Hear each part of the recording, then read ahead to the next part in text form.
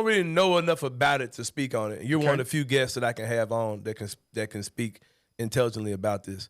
I'm kind of unapologetic about how indifferent I am about Tiger football, right? But I want them to do well. Like, so I see their record, they're 7-2, and my response is, because you know I went to a game, Greg, did I tell you that? I got very good seats to the game, right? I went to the who was that we played? Kid, Tulane, wasn't it?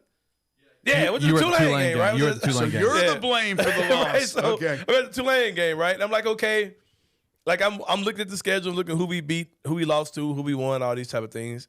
And to me, it comes off as this team has only, like the teams we were supposed to we beat those teams, but when we play any team that's got any kind of fight to them, we lost. So I hear a lot of people who even to me, it seems like people are over-scrutinizing this team. I'm like, okay, bro, they're 7-2. They still got a chance to win the conference. They win this week's game, which is they're telling me this is an easy game.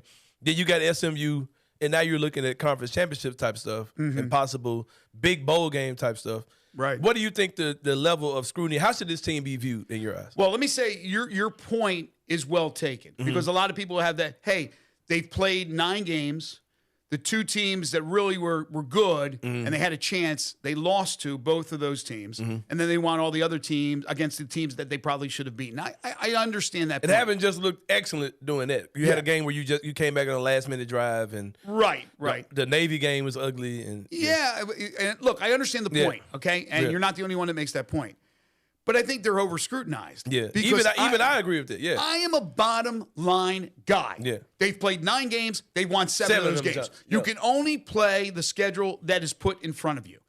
Whether you win 40-37 or win 42-24, a win is a win is a win. Yes, people are going to dissect it every way they can for style points, things of that nature. They had to come back in the last minute to win a game, all that. But you know what? Last year's team doesn't come back in that last minute and win that football game. Last year, they lost to a couple of teams that they should have beaten. They've lost to 2 teams this year, both in the top 25. The Missouri game in St. Louis, which was really a home game. I know it wasn't in Columbia, but it was a home game. Oh, yeah, for sure. They lost by, a score? To Missouri. Missouri's pretty good this year, right? Yeah.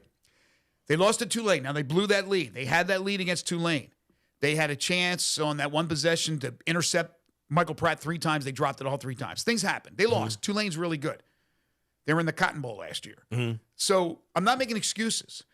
They are beating the teams they should beat. If they can beat SMU, assuming they take care of business against Charlotte, and Charlotte, by the way, has more NIL money for their football program, way more than Memphis does.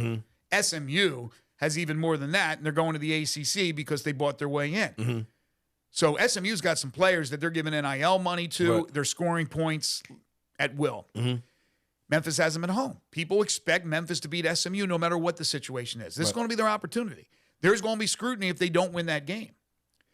Then they play Temple. Always tough to win in Philadelphia, but they should win. They should be 9-3, minimum 10-2. But that's going to be the difference.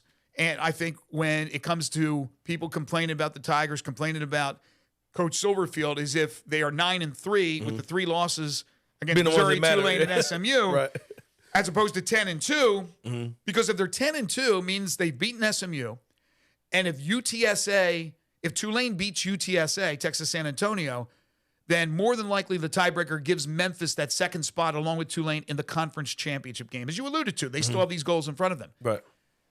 They get the 10-2 conference championship game. Are you kidding me? Yeah. Are people still going to complain about that? No. I had a caller on my radio show who said they should be top 25 every year. What? What? I said football, right? Not basketball. Yeah, football top 25 every year. What are you crazy? The Cotton Bowl was an outlier. Yeah. That shouldn't happen every other year. This is But when you go to the 12-team playoff, now that the group of 5 will be included, Memphis should be one of the top teams year in and year out in the conference. But in football, there's going to be 3 or 4 or 5 other contenders. Yeah. Basketball, that's different. You expect them to be there every single year. But yes, I think they've been scrutinized a little bit too much. But I do understand what you said about, okay, they've beaten 7 teams that aren't great, and they've lost to 2 that are darn good. Can they beat one of those teams that's a really good football team? They're going to get that opportunity against SMU. But they're going bowling again. I remember when just getting to a bowl game back in the New Orleans Bowl in we had parades in this joint. 03, I think it was. Everybody loved it. Now it's like, we're in a bowl game. Yeah. So, Well, I got bad news for you, Greg. I was at the last big game was against Tulane. I was in the building. you're going to the SMU I'm going game. to the SMU games. So Let's get in a suite or something. yeah, Maybe man, that'll give me a change sweep. everything. Yeah, so you do right by me, man. You get blessed, man. Tiger football.